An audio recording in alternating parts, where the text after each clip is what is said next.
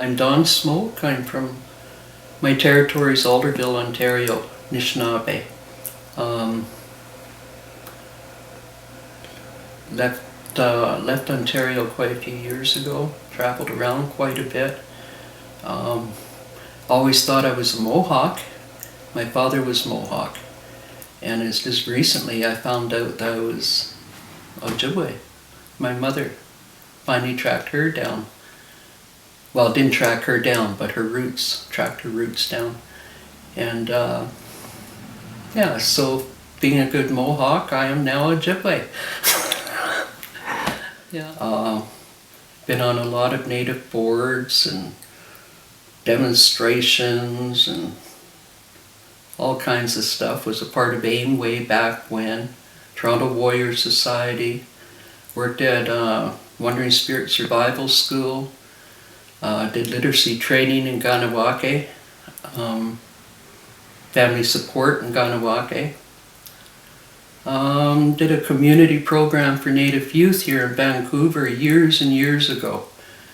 And then Vander Sam cut the funding on that, so that ended very quickly. I think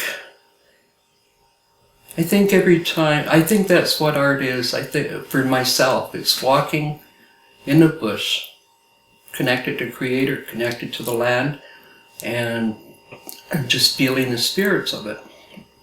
And all of a sudden something evolves in your mind and it becomes something your hands can put together and your heart can put together. That's what art is, to me. It's a connection with the earth and spirit.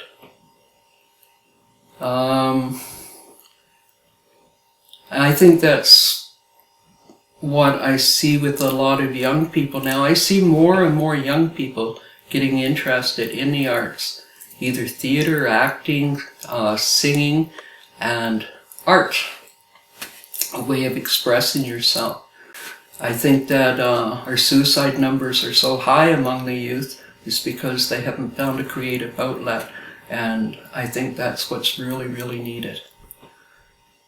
Whenever you're feeling frustrated, whenever you're feeling lonely, if you had something to do with a creative spirit behind it, it helps to heal the heart.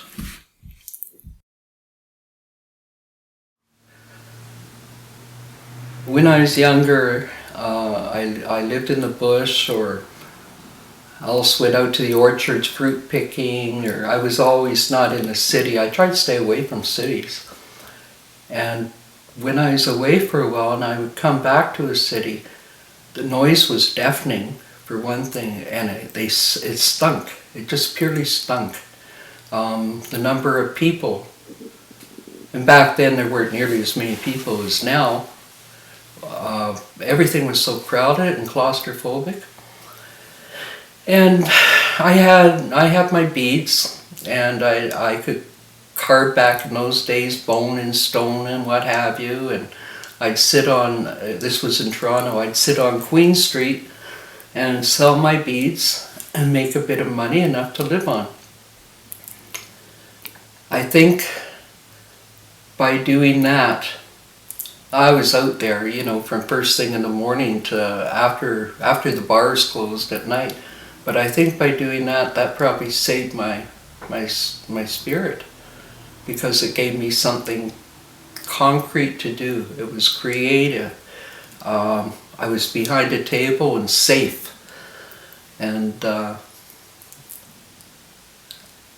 think as a youth, that was probably one of the things that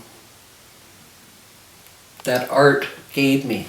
It gave me a safe space in a very crowded, chaotic environment. And it kept me from losing myself, from getting too depressed, it helped me handle my frustrations in the city.